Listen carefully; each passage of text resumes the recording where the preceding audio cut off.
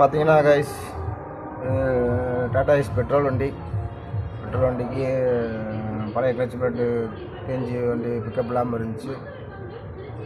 Clutch plate push மாட்டியாச்சு.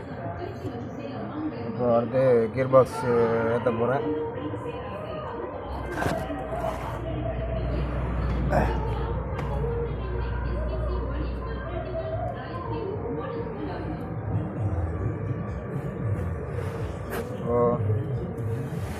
Gear box ஏற்றுறதுனா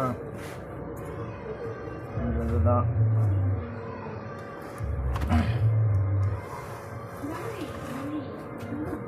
எல்லாமே இப்படி வண்டிக்குள்ளே உட்காந்து தான் கைஸ் பார்க்கணும். கியர் பாக்ஸு தூக்கி ஏற்றணும்.